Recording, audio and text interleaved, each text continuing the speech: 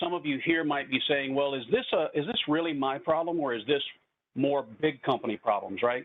Let me give you some stats before I start my slideshow that might help you to understand why they're coming after you and what's going on. So this was a note that was put out, a report that was put out in December of 2020, said 43% of all cyber attacks target small business. 60% of small businesses that are victims of a cyber attack go out of business within 6 months. So again, that's 43% of all cyber attacks target small business.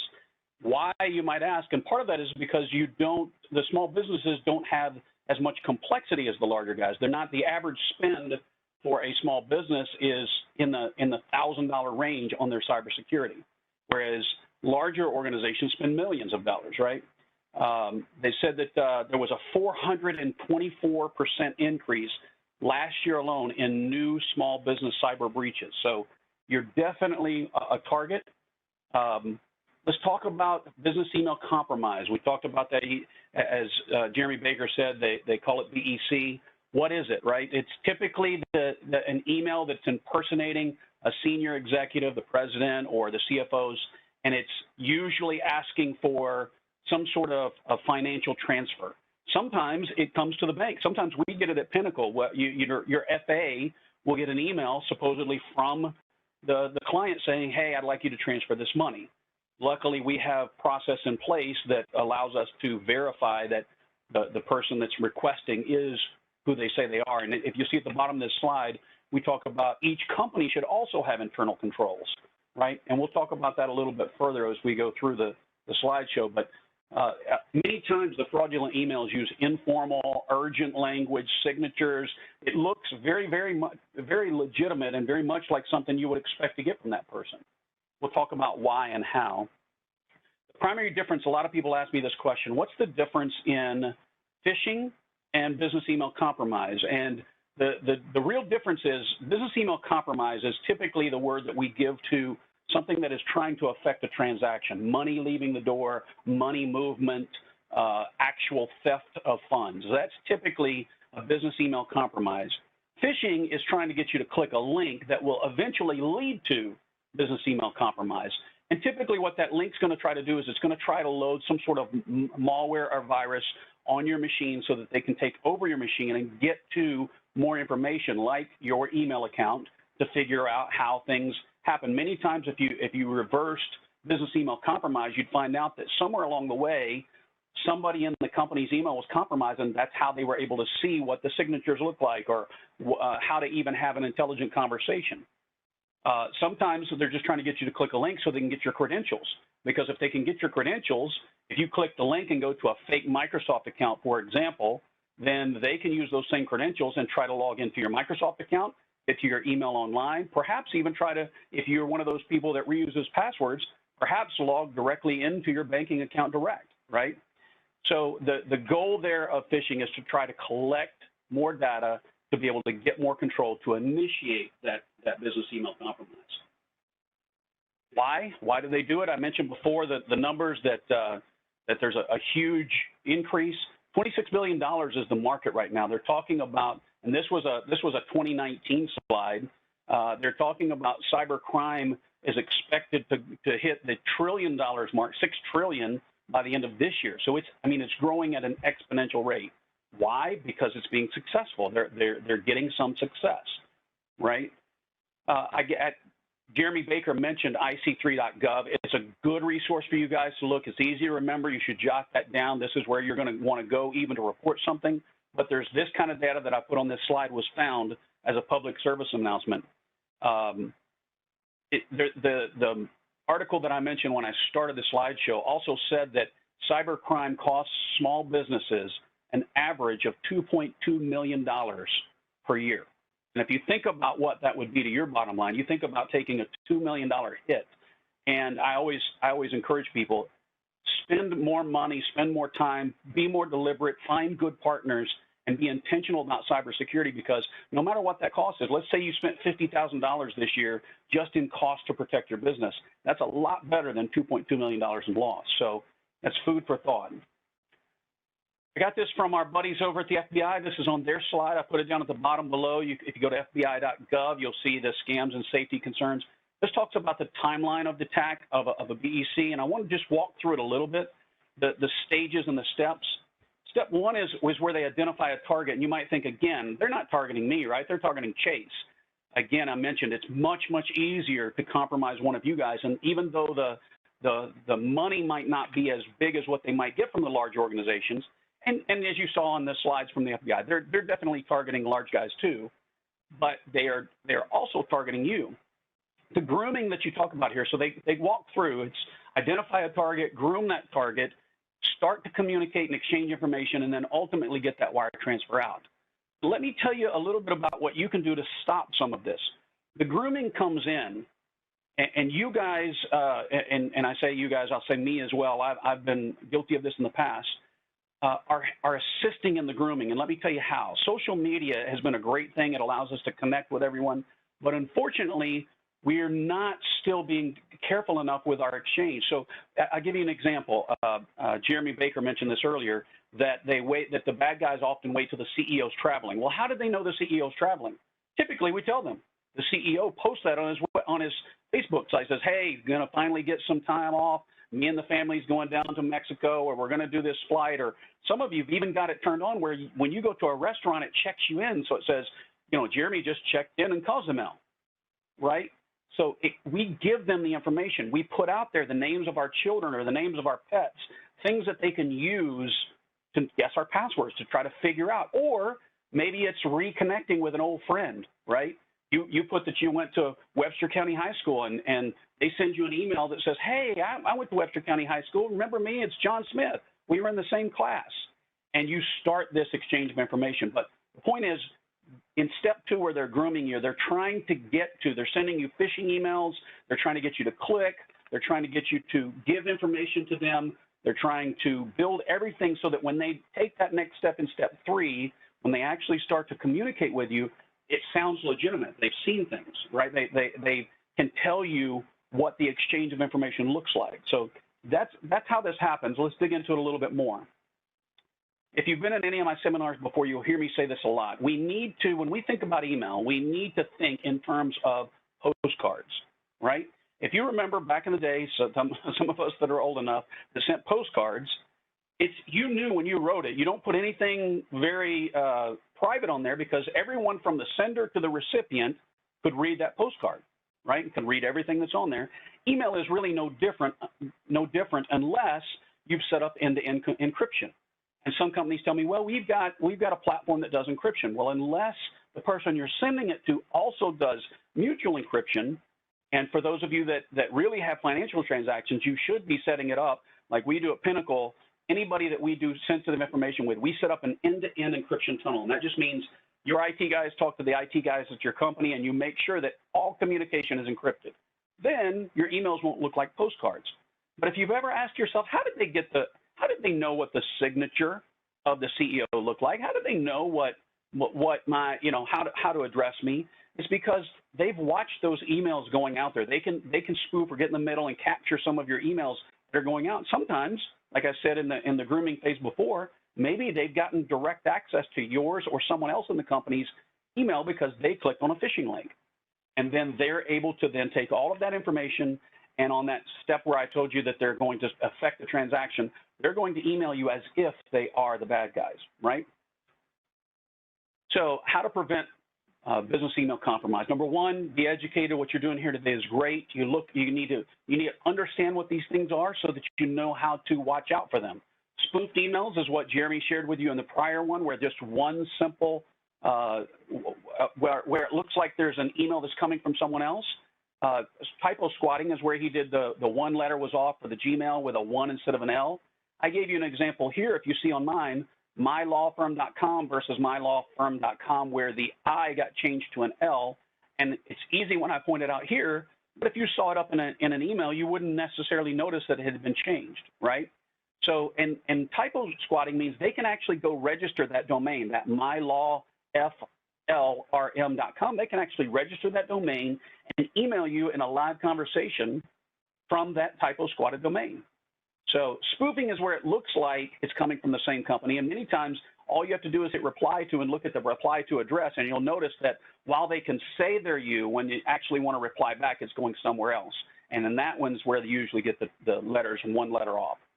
I tell you how to prevent, be wary and cautious of getting any kind of request for change or any kind of change request or a transfer for payment. Always be cautious and wary. The most important thing you can do is to put process and controls in place to ensure that if money is going to move, you have an internal process. And let me give you an example of what we do at Pinnacle. We have a know your client policy, and we do not, if someone sends us an email today, even if, if I send my banker an email today and say, hey, wire this over to them, please, and get it done, they will never do that at Pinnacle. They will always call back out of band. They will call me and say, are you sure? You've never sent anything like this before. Why are you changing this? They will question you. The CEOs, CFOs, COOs, anybody that's in your company that affects payments need to have this out of band verification where it's, you don't call the number back that's in the email itself. You actually pick up the phone and call a known good number. Same thing with the company. If a company's calling you saying, hey, we didn't get payment for our last bill, please send this. Oh, and by the way, we got a new account. Those things should, as I say to my kids, set off your spidey senses, right? Something's not right. Why are you asking me to change? You should pick up the phone and call them and say, why did you change? And just verify that before you ever send money. The most business email compromise would stop and never happen if you put this out-of-band verification in place, where you said, the CEO says, you're never going to bother me, call me and cause email. If you got an email from me or a text from me that said, transfer money to this new vendor, you get the right to call me and say, Jeremy, are you sure? I'm sorry to interrupt your vacation, but are you sure you want to do this? 9 times out of 10, if the person on the other end of the line will go, what? I never sent you an email. I don't know what you're talking about. So establish those questions and challenges. Establish what you would do in each of these cases. Down at the bottom, I put a few other things. Don't click on links in email, guys. It's just that simple. If you don't click on links in emails, they can't get software on your system. They can't do anything. You can read the email. You can do, if you think you need to go to whatever the link is, go to a browser, open it up, and manually type it in. Just don't click the links. Use complex passwords. Don't use the same password for your email that you use for your bank account.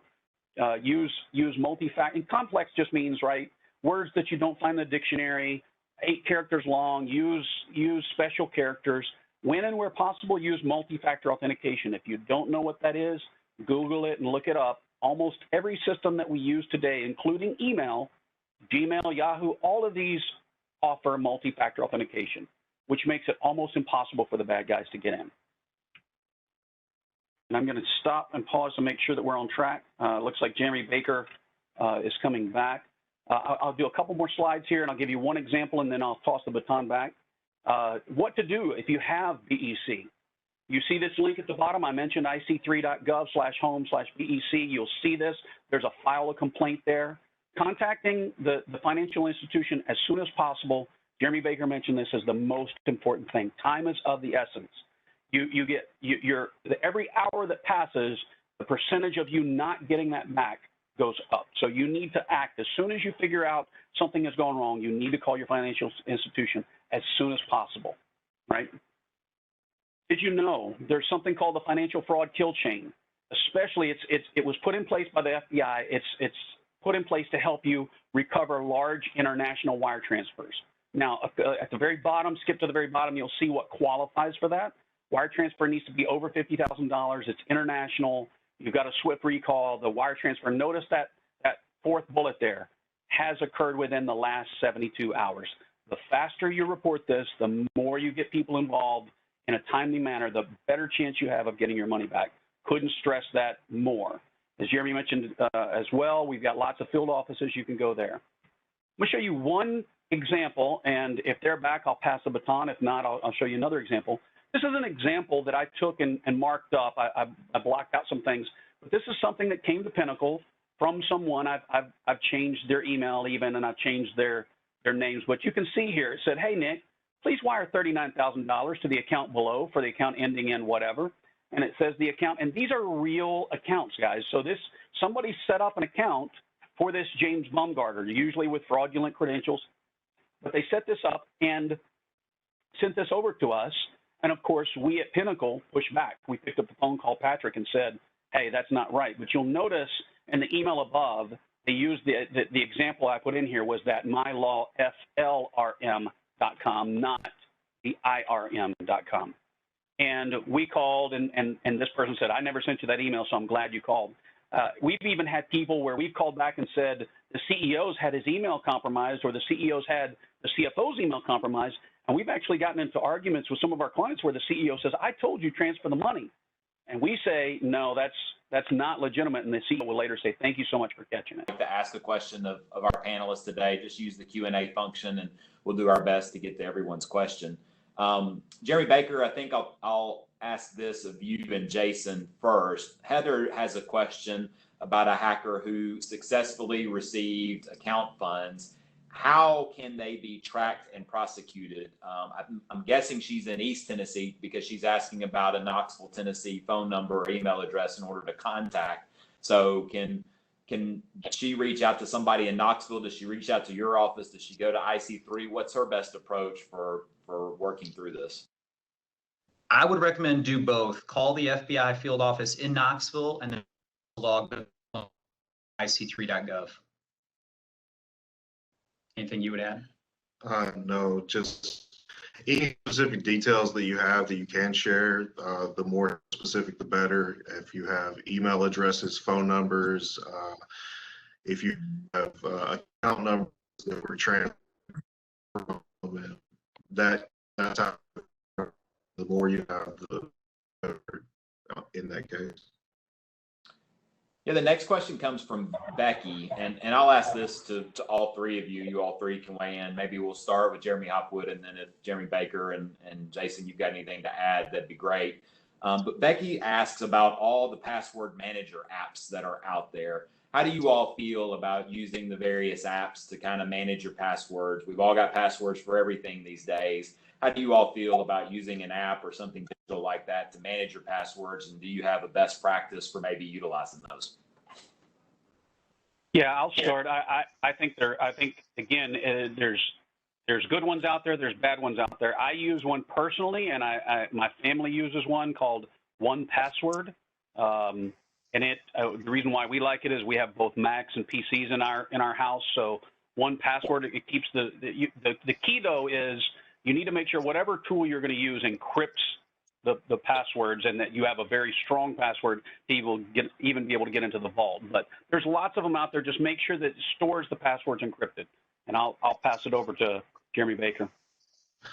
So another thing that I guess we can't necessarily specifically mention a sort use, but personally, they give you the ability to make a password that you don't necessarily know, but it will be long, complex, have all the special characters in it, and it's like 64 characters long. So if someone gets this password, then it's only used for this one account and this username.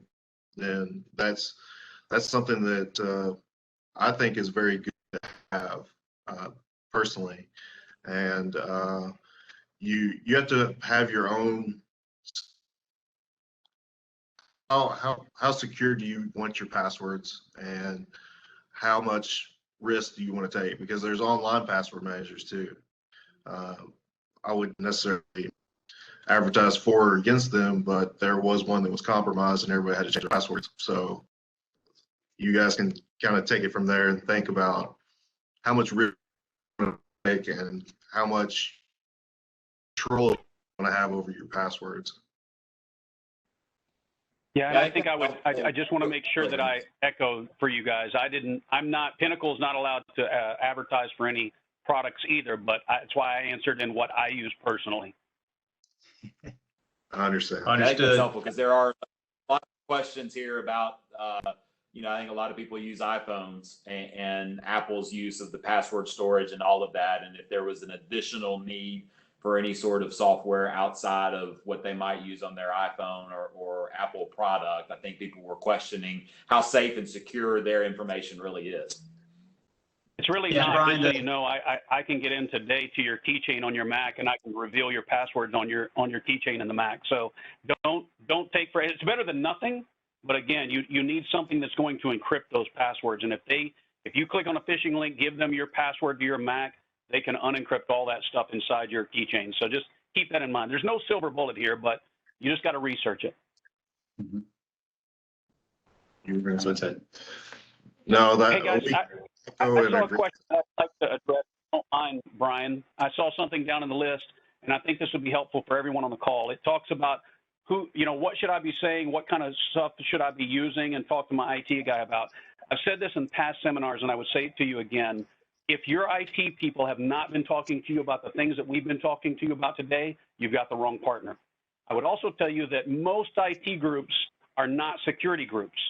So you want to write this acronym down. You probably have an MSP that does your IT work. You want to look for an MSSP, that's Managed Security Service Provider.